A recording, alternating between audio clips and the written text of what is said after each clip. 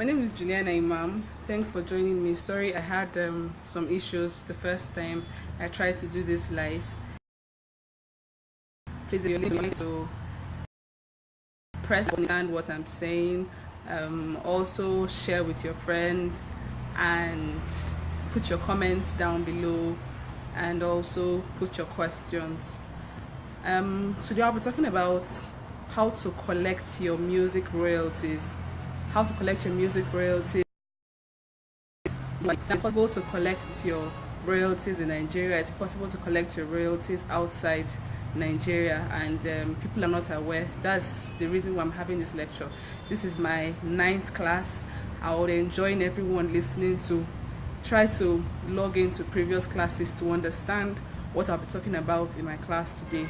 In my class yesterday, I spoke about BMI, which is a collective agency, and they actually have the responsibility to get royalties on behalf of singers. So if you are a singer, what you do is that you register with BMI.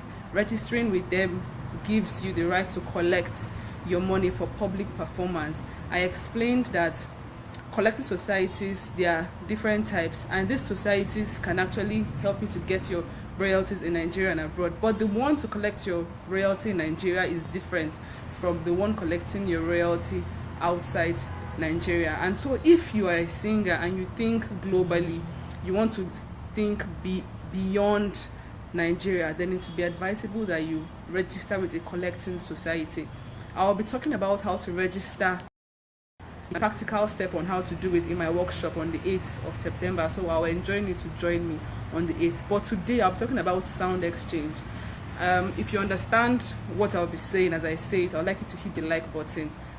So thank you very much for joining. Now, sound exchange is a collective society, and they actually pay you for anyone streaming your music from the internet. Now, internet radios, Pandora, these are the people that help to collect those digital streaming funds. And so if you have a song that is being streamed digitally, you should know that there are funds that are assigned to that. So when your song is being played on Pandora, or they are played in digital streaming services, music services, you should know that there is a particular amount that is being given to you. And if you're not a member of Sound Exchange, then you lose out of it.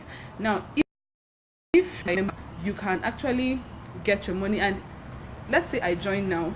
If I join now, I can access the funds that are available for the past 3 years. But after 3 years, if you're not a member, then they use up your funds. And so Sound Exchange collects this royalty on behalf of their members. After getting rid of the members, then they actually distribute it. But before the distribution, they would actually take the after the administration fee, then they can actually give you your money. So it's a non-profit performance rights organization, and they collect digital performance royalty on behalf of their members. Now, in my previous class, I explained that copyrighting your song has to do with two different things, and that's the composition part and the sound recording part. So the composition part, which has to do with the lyrics, the melody, and the publishing, that is paid to performing rights organization, which I talked about yesterday. So if you are a member of a performing rights organization, then you collect your money through, that's your performance royalty, you actually get your performance royalty through the performing rights organization. But if you are a master recording copyright holder, so that's the sound recording part, it's also called the master. So if you are actually part of that, then you have to collect it through Sound Exchange. So there are two. There's the composing part and there's the master part, that's the sound recording. Most record labels have the copyright to the master part. So if you have the master part, where you get your money from is not from the PRO but from the Sound Exchange. And so they actually get this for record labels. Now, the people they pay featured artists. So if I sing a song, I'm the featured artist. I am the one that has the song, and I'm the performer of the song.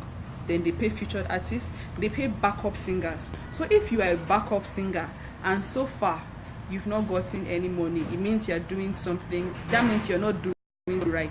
Now as a backup singer, if as in the person that you're backing up for is actually a member of Sound Exchange as the person that did the backup, and I'll be explaining the formula for the calculation of the royalties in later during the class. They also pay owners of the work. Owners of the work, that's owners of the master version of the work, is usually the record label.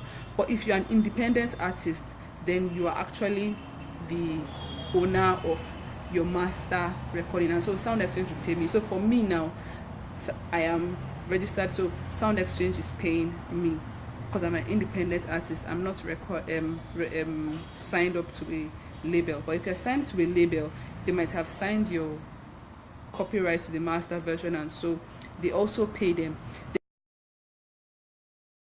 Then they pay comedians, they pay spoken word artists, comedians, and actors also. I'm not really sure how they pay actors. It's actually in their bio that they do that.